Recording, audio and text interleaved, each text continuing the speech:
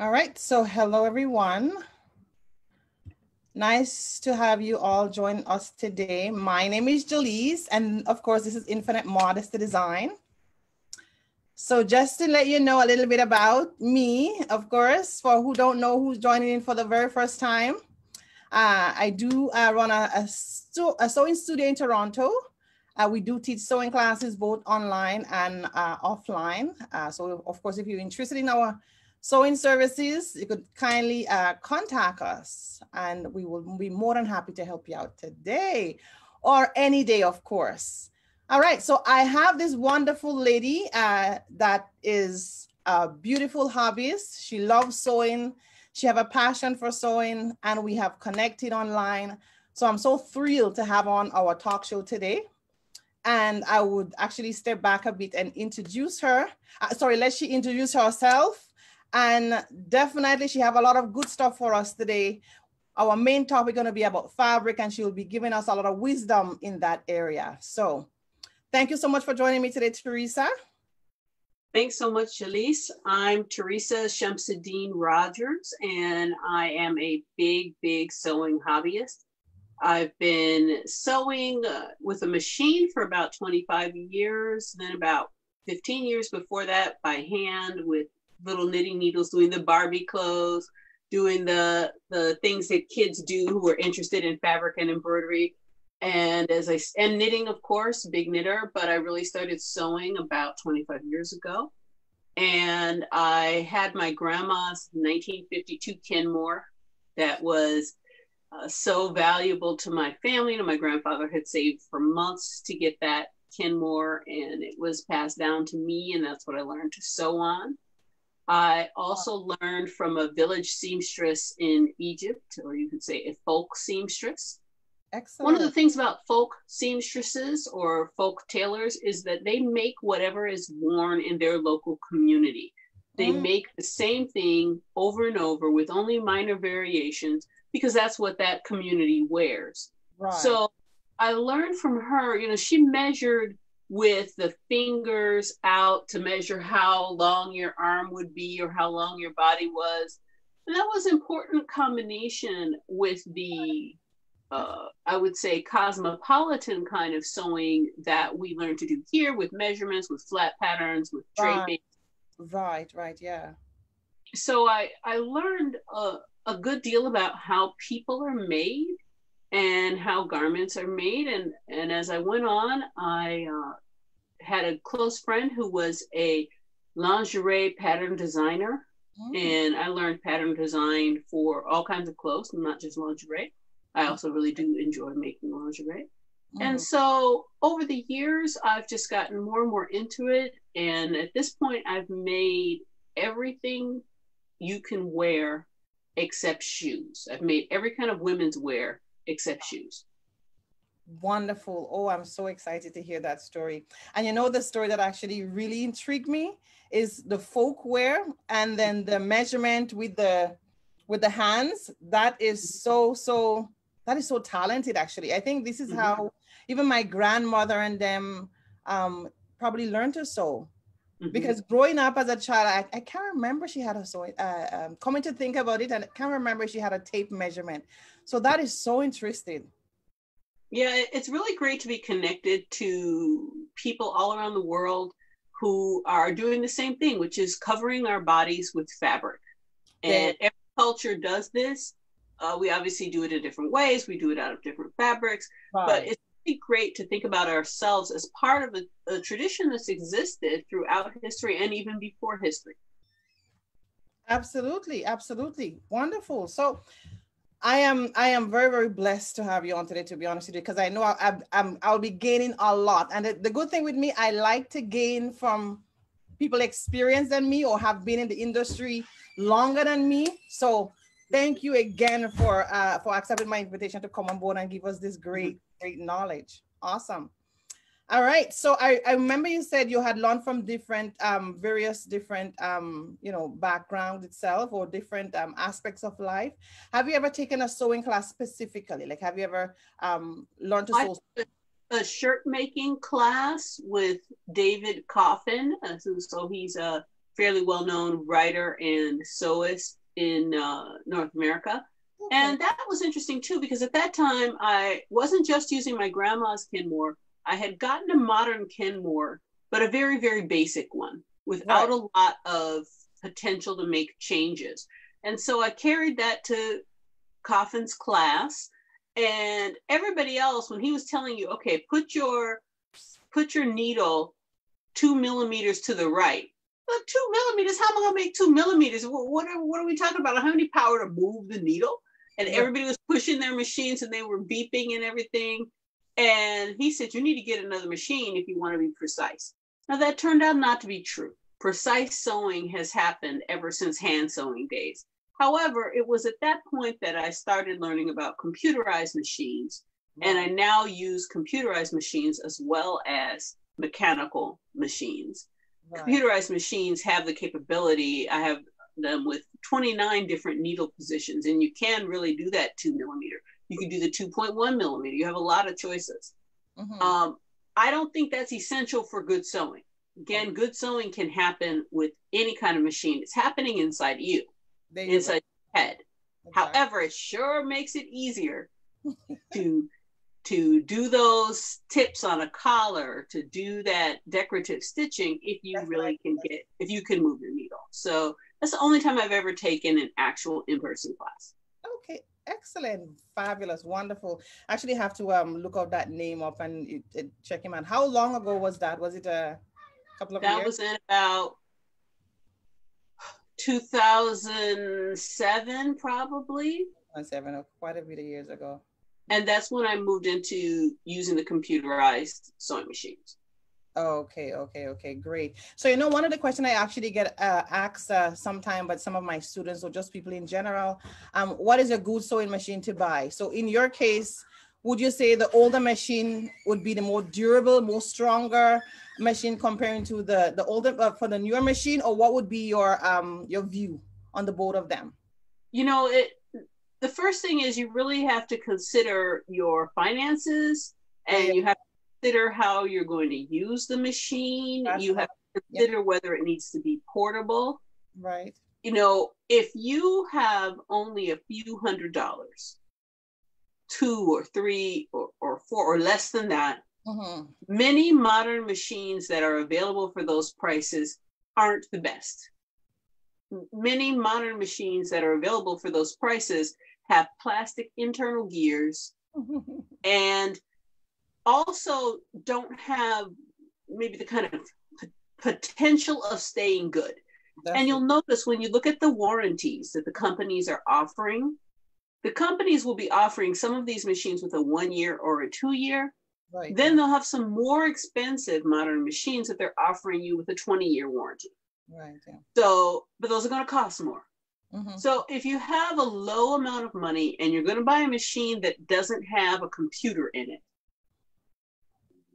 a pre-1970s metal machine where the plastic is really only in a few places or no places, you can really get some great sewing out of that. And again, I sewed for 15 years, more than that, on a metal machine with straight stitches. I sewed everything. I sewed a wetsuit. I sewed bathing suits. I sewed lingerie. I sewed leather, so if you have more money, if you have your 500, 600, 700, you can go up to $20,000 on a sewing machine if you want. There you go. If you have more money and you're able to buy a good computerized, and you're going to need to shop around to see what a good computerized is, then there are some wonderful capabilities. But what if you're not sure if you like sewing? What if you have the money, but you're not sure? You may want to borrow one from a friend or relative. I mean, I hate to see anybody putting in thousands of dollars into a machine. Right. And tuck it under the bed somewhere. Right. So right now I have 3 computerized machines. I have the same one that I bought in 2007, and I've got 2 more since that time. And I've got, I believe, 8 mechanical machines. And no, I don't have 8. I'm sorry, including those. So I have 5 mechanical machines. And the mechanical ones do a great job on that straight stitch. And I expect that I will never need to replace them. Right, right. The computerized ones, I expect that they are, you know, the 15-year-old one, you can see that it's going. Right, right, yeah. Mm-hmm. So it's really hard when people ask you that, what's a good machine to get? And I don't like to say brands. Right, right, yeah. But I would suggest that you do research. For example, I see in your photo, I see a Juki, Mm-hmm. or do they pronounce it Jukai? I don't know. I just say Juki. Juki is what I've always heard, but a Yeah, Juki is a great machine. It's a powerful industrial class machine. course, yeah. Mm-hmm. And so I can say that name. I don't have to hide from it because we can see it here in the video. Exactly. That's a great machine to get. There are other brands of machines that are also great for industrial or home use, and you have to think about that too. Absolutely. So that's a great point. So either you want it for industrial or home use, if you just want to try out, so the point you bring are very important for anyone itself considering getting a new machine or, you know, a used machine itself. All right, excellent. So what I'm going to ask you now, Therisa, I apologize, Therisa, Okay.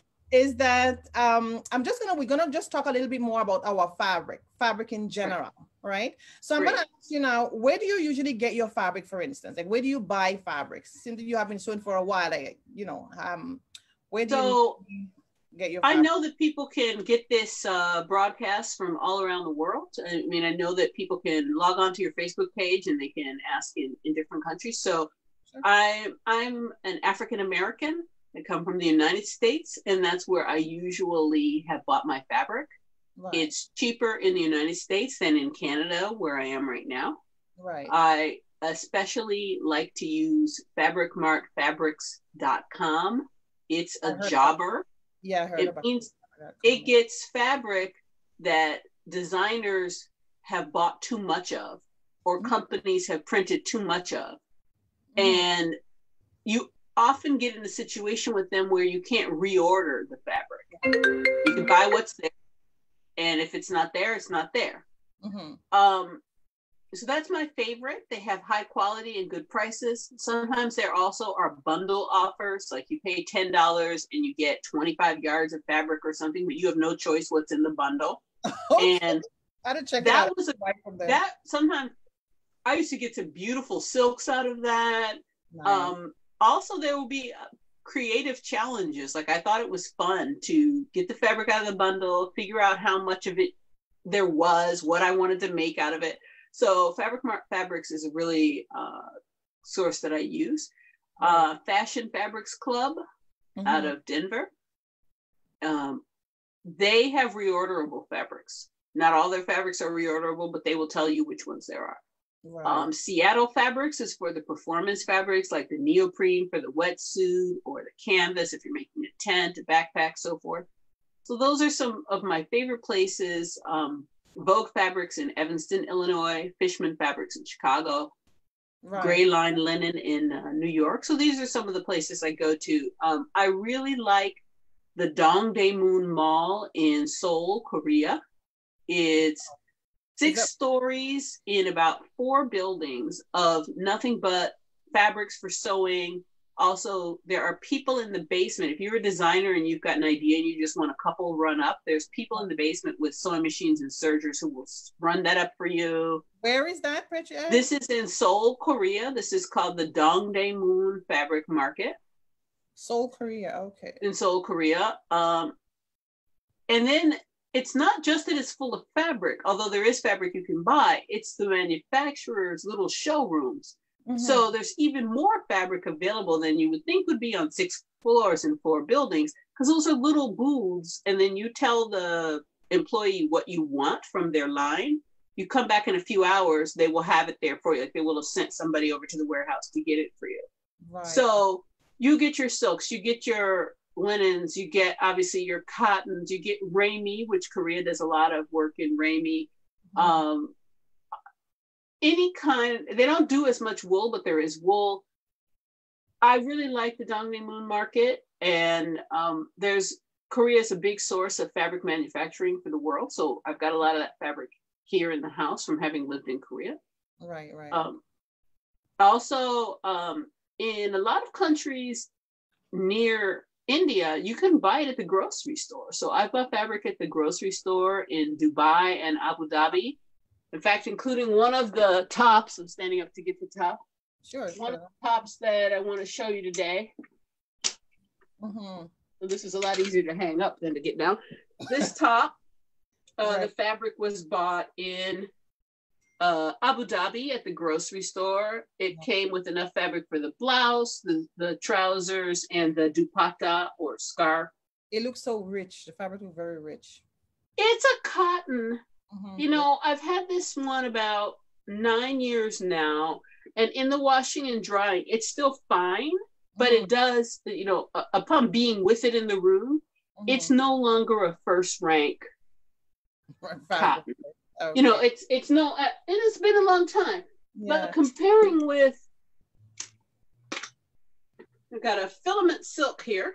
Mm-hmm. Now I bought this silk in Romania, Mm-hmm. and I think I got the collar in, I know I got the collar in Egypt. I got the collar in Cairo. Okay. And this one, I've had this blouse for 15, you know, more than that, 15 years. Wow. And it's still, the silk is perfect.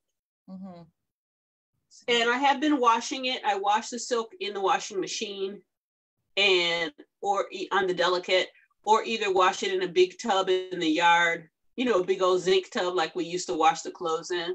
Right. And it's stayed fine. So, you know, you buy your fabric at the grocery store, you kind of get what you pay for, but it's still fine for wearing 10 years later. So there you go. There you go. Absolutely. Absolutely. So as we on fabric now, I want to go a little bit deeper because a lot of people may not know the mechanism behind fabric. There is woven fabric, there's knit fabric, there's non-woven fabric. And I know you have a vast variety, knowledge, sorry, of the different variety of fabric and how it's been used. So if you could just show some light on that, as I mentioned.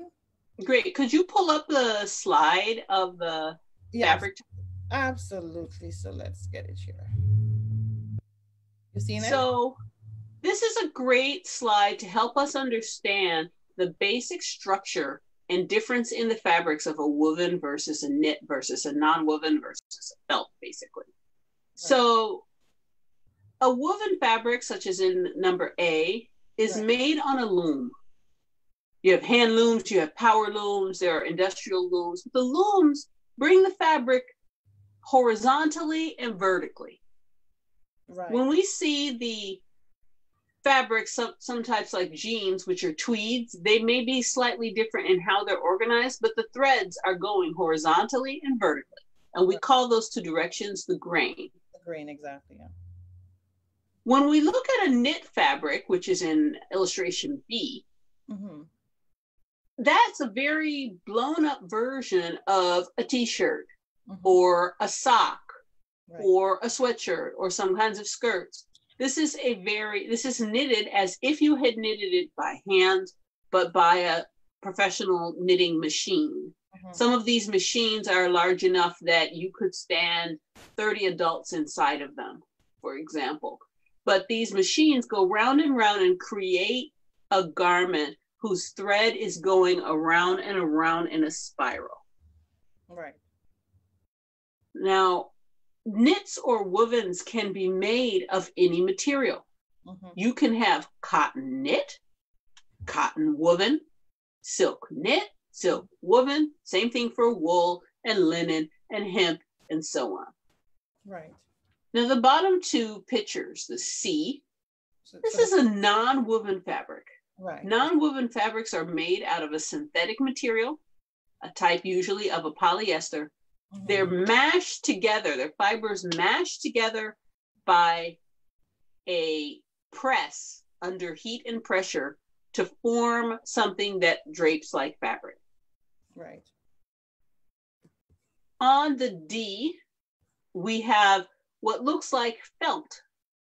Wool fibers or alpaca or cashmere and so on, they can grab together. Just like if some of you have, I don't know if you can see me in this video, but some of you may have hair that wants to grab together, that likes to be together. And that's what I have. It is. And just, you know how when you need to comb out your hair, If you have let it go too long, it's going to be really tough because you've been rolling it on the pillow and everything. And that's how felt is formed. You rub it together with heat and water, including this can be done in a washing machine, and it forms a fabric without your having knitted it or woven it. Right. I also want to say there are artificial equivalents that you can find in fabrics that are woven or knitted. I don't want you to think that only natural fibers can be woven or knitted. There can be polyester, nylon, acrylic of all kinds. I don't really deal in those, but just to say that they are available. Right. So that's what I wanted to say first about the fabric. Now, to go a little further with the grain. Right. So, yeah. So when you look at figure A, you'll notice the threads are going straight up and down or straight across. There you go. If you rip it, if it's a type of fiber that can be ripped, it will rip straight along one of these grains. The grains are important when you're wearing clothes. Very important, yeah. When you're sewing clothes, they want to return to a condition of what we call straight grain. They want to have horizontal lines laying flat and vertical lines hanging down. If you cut your patterns correctly and maintain the grain lines as noted on the pattern, your clothes will hang correctly and look nice on your form. Absolutely. If you, however, tilt your fabric a little bit, tilt your pattern, trying to get it on the fabric because you don't really have enough, you may find your clothes hanging in I call it a wonky way. They also, might call it cattywampus. Your hem may be higher on one side than the other. Your dress, blouse, trousers may not fit correctly. We like to maintain our grain line when we are cutting out clothes and then when we are sewing. There are cases where we want to use what's called a true bias grain. It's a more advanced concept, and you can look that up. But for the most part, most clothes are cut on grain. On the grain, yes. And just to not to cut you here, as well as you mentioned here, so for there is the lengthwise grain, there's the crosswise grain that as we see in A as well, right? And then we also have, as Therisa said, the true bias. So the true bias itself is more like if you want a bit of a stretch to your fabric, you could actually fold the fabric 90 degrees. So in this case, you could cut the woven fabric itself at 90 degrees, and that would be a bias if you want that part to stretch. Like if you're sewing a strap or, something that require flexibility and all that. Yeah. I definitely use the bias when I sew panties. Okay. For example, with some of the leftover from that silk that I showed you, I made panties out of the extras. Okay. And woven silk doesn't stretch very much. But if you've got it on the bias, it stretches enough for you to use it on a part of the body where you're going to want stretch. Absolutely, yes. Now, knit also has a grain. Again, you want to maintain that correct lengthwise and crosswise grain. Absolutely, yes. There are almost no occasions where bias is used with knit. Knit is inherently stretchy. Bias is used when you want more stretchiness. So there's almost no case for you to do that. Makes sense. Again, maintaining your grain is terribly important. It's very important. And it's a great, like I said, this is a great topic today because most of my students who come to my class, at least I would say 90.9% or 90.8%, had no idea about the selvage or the grain line. Like when we put in the pattern down on the fabric, the grain would have to go parallel to the selvage. So the grain would have to go parallel to the selvage of the fabric itself. So for a lot of students, they thought, some people would say, oh, I didn't know sewing was so much. I just thought you just cut and go and you finish your garment. So I said, no, there's a lot of rules in sewing. So definitely what you mentioned there is definitely needed for the sewing and fashion world today. Absolutely. Okay, we can stop the screen share. Definitely, I'll do that. Excellent. Okay. So when we're talking about garment construction, today we're really focusing on the fabrics. Again, I don't normally deal in artificial fibers. there's a couple reasons for that. Yep. One is that artificial fibers, many of them never disintegrate or never go away completely. They get into small pieces, which we call microfibers, and they can actually be in the water, eaten by the fish, later eaten by us, and then they're still there. They're in your skin, they're in your flesh, they're in your organs. So the synthetic fabrics have that first large disadvantage that they actually hurt animals and plants and people. Right. Another thing is that most synthetic fibers melt if there's a fire. So you can have a kitchen fire and get your blouse actually melted into the skin of your arm if there should be a fire. Your wool usually won't catch on fire at all. And your cottons, rayon, silk, they will be a fire that can be put out. They will not melt into your skin. Right.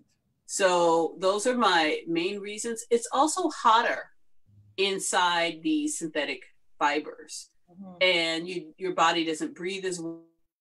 So I don't really deal in synthetic fibers. Okay. I do sometimes make leggings out of a cotton with some spandex in it.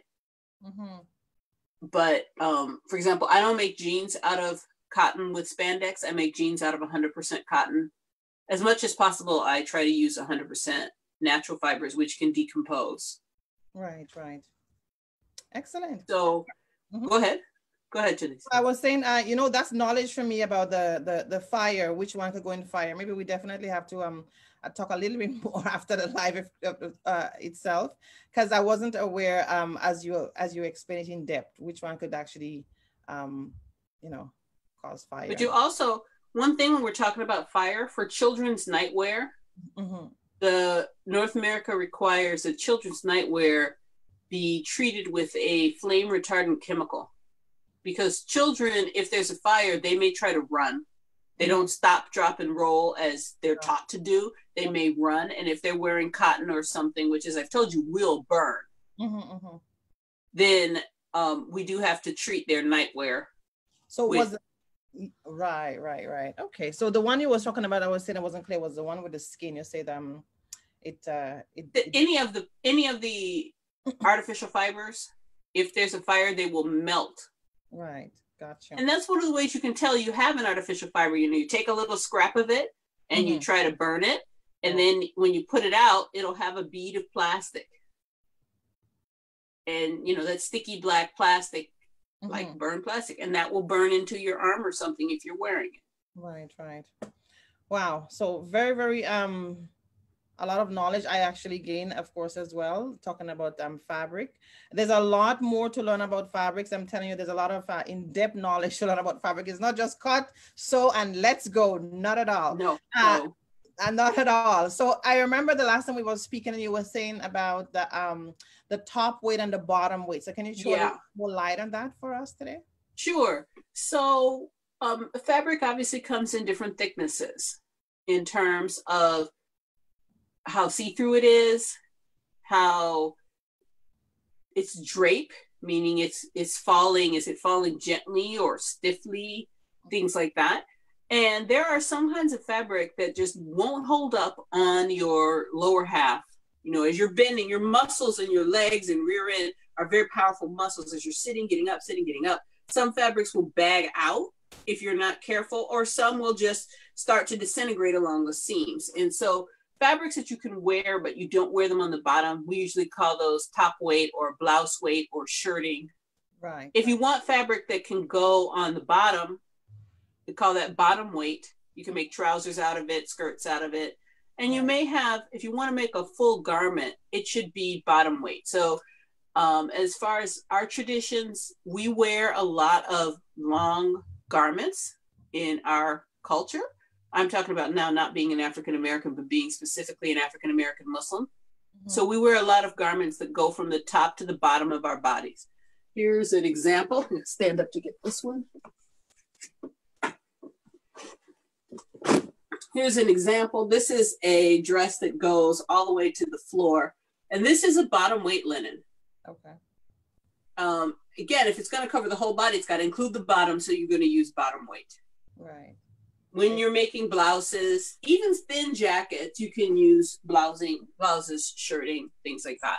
So these are umbrella terms. There's lots of fabrics that you could have. Charmeuse, that's top weight, charmeuse, that's bottom weight. There's a lot of words that go to the different kinds of fabric, but the big groupings are top weight, bottom weight, and shirting. Excuse me, and coating. And coating, okay. So we have coating. Now you could have quilt fabric. Got a scrap of quilt fabric here. Okay. Yeah. This quilt fabric is usually thick enough to wear as bottom weight, but you may not like the way it falls. So when you go to the store and you're considering buying fabric, scrunch some together, drape some and let it hang from your hand. See how you feel about wearing it. There are some garments that people do make out of quilt fabric. I've made a couple. Really stiff blouses, really stiff skirts, things like that. Right. People sometimes call quilting fabric cotton and don't understand there's lots of ways to be cotton. Right. So as you mentioned, with that quilting fabric, it all depends on what you're making too. You could also use it as the bottom weight, right? It's yeah, quilt fabric is all depends on the design. That's right. Yeah. And quilt fabric is thick enough to use on top weight or bottom weight. There you go. Absolutely. And pajama pants out of quilt fabric is lovely.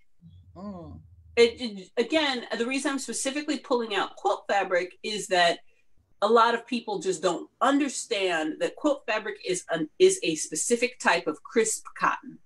Right. It doesn't mean you can only use it for quilts. It also doesn't mean feel free to use it every time the pattern calls for cotton. Right. Absolutely. All right, fabulous. So great information about fabric itself. Wonderful. Now what I'm going to ask you in this case, since that you have been learning, you have been sewing for quite a number of years. Since the pandemic came, I see there will have been a little shift for me, especially, and on the online learning world in general. So what would you say do you see any benefits or advantage, disadvantage of anyone maybe that want to learn the arts on the craft of sewing? Do you see any advantage of them learning it online, or what view do you see of someone learning to sew online?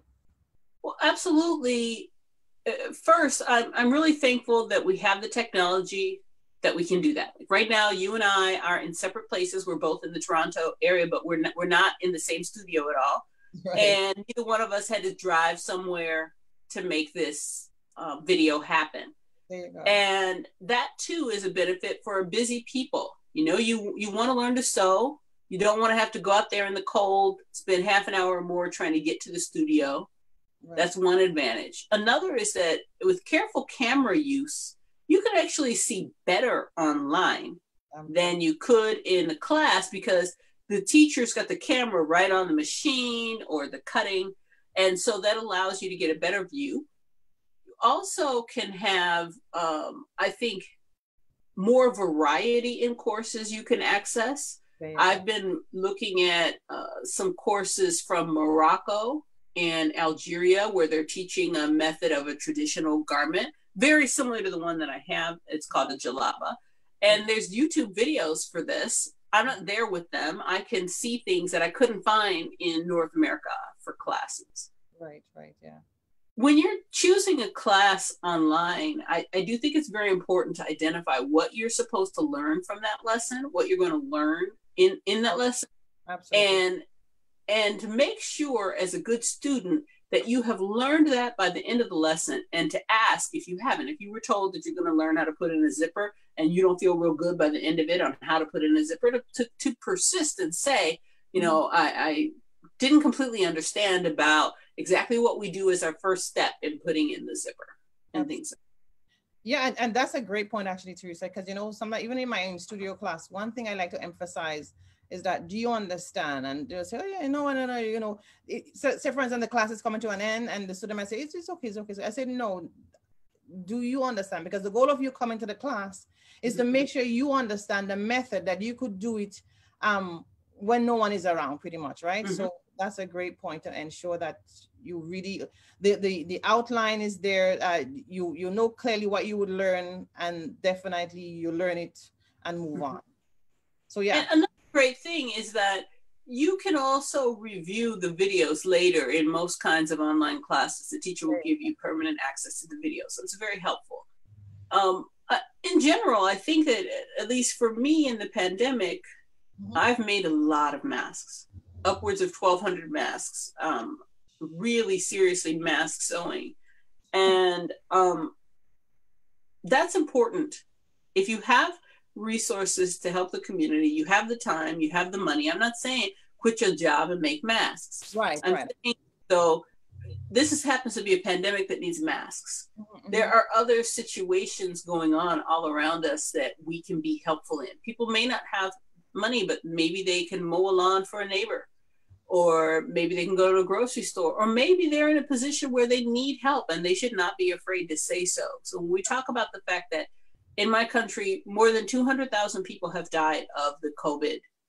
And in Detroit, you know, I have more than 15 friends who have lost a parent or both of their parents. Wow. And that's because Detroit is very hard hit.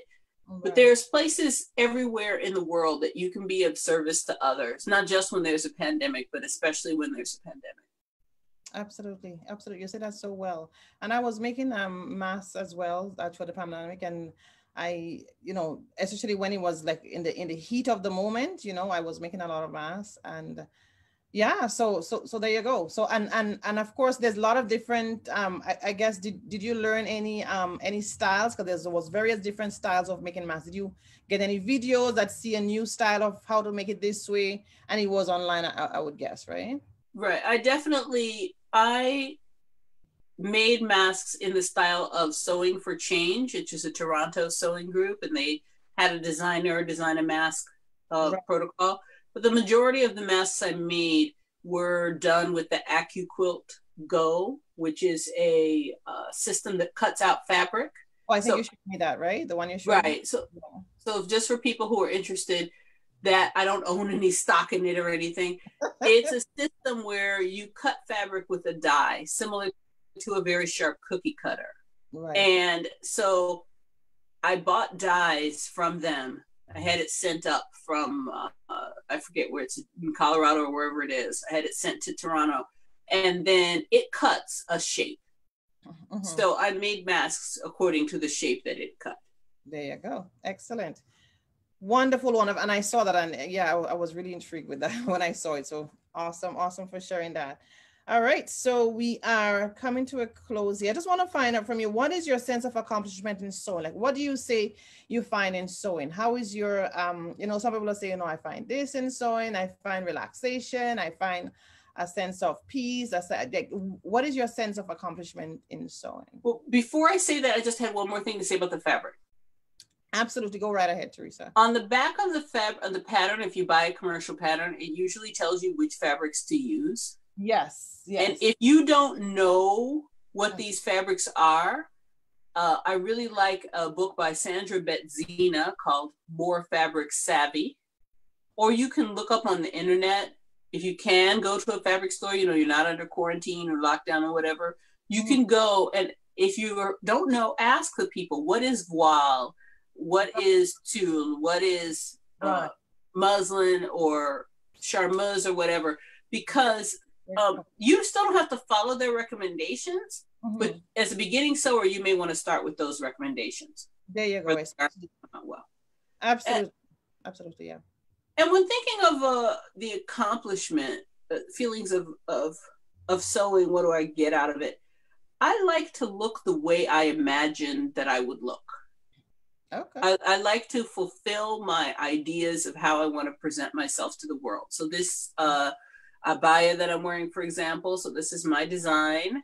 I took the design to a professional embroiderer because I don't do surface embroidery like that. And it's got it all the way down. It's got extensive embroidery on the sleeves and the bottom edge, because this is what I wanted to look like. This is how I want to be. Right. And all of my sewing and my textile work, not counting the charity work, my work for my house or for my husband or family members represents my vision of what I want to look like. And some people will think that that's outlandish, that my choices are unusual, but they represent my self-image. And if I were to go to stores and buy clothes, I'd be wearing what those designers, the designer means they pattern it. It's their idea. I need my own. So for me, that's the greatest thing about sewing, is that I can create my own ideas. And also eventually, I mean, it wasn't the first day, that I have the skill to realize those ideas, that I can say, one night I dreamed I really was wearing a fluffy royal blue sweater.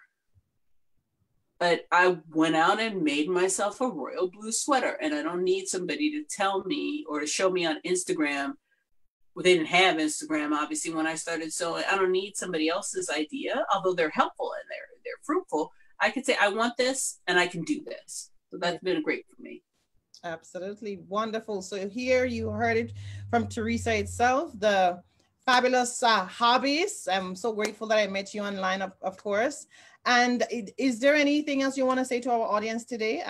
Is there any way that you want people to find you, or anything in general you want to leave final word for our viewers? I would love to tell people, you are the boss of your sewing. You are the one who gets the fabric from reclaiming it from clothes, from buying it new. You choose all of that. You choose the patterns. You choose how you want to present yourself as far as your self-image. Other people may tell you, you should do this. Like I bought some green leather one time and my mother said, you can't wear no jacket made out of that. You're going to look like a couch. and I made it and it's lovely. And I get so many compliments out of it. It even was borrowed for a photo shoot. It's because you fulfill yourself. And I know kids are out there, a lot of times they're being told you need to wear this mark or this label and this other one and not this other one. That's superficial. You are your own boss. And so I'd like to also say, sewing doesn't have to be expensive. No, that's for sure. That's for sure. Yep. And I like having the opportunity to tell people you can save money, especially if you are making things like bathing suits, leggings, these kinds of things. It's just so much cheaper. You buy $1 worth of bathing suit fabric and you can make a bathing suit. If you're making a modest bathing suit, such as when I make them, you get 3 yards of fabric, okay, $3. You know, you can make these things for a little amount of money and you can have fun. So that's the message I'd love to see people. And thanks so much for inviting me. And I hope that other people will be able to later come back and they can contact you. They don't just have to be in Toronto, right? They can take your online courses from anywhere. Absolutely, Therisa. Yeah. So I am trying to, I am sort of transitioning online as well, while I still do my in-studio class currently, because of course we don't know what tomorrow would bring. So I see benefit as well for bringing my classes online. And the good thing is that I could reach a lot more audience even by going online. So you're so very welcome. I want to thank you so much, Therisa, for joining us today. And of course, one last word I would like to say, something that I find personally in sewing, there is peace as well in sewing. And as Therisa said, that, you know, you could create. So there's a lot of things you could create. Just imagine taking that piece of fabric and then you create it in something beautiful that you could actually wear or put on your, or for me, my children, your daughter, you could give it to someone. It's a beautiful, beautiful thing. So one thing as well, I find peace in sewing, and more so, I would also say to my viewers as well, that if you're looking for peace, there is ultimate peace as well in Jesus Christ, which is the Prince of Peace. So that's one of the model I follow as well. So again, Therisa, thank you so much for joining us today. And of course, we'll definitely connect. Okay, I'm sending you kiss, because that's how we do. We kiss them on both cheeks. So you can't do that, but sending you kiss, and to all your viewers. Bye-bye. Bye-bye. Bye-bye. Thank you, guys.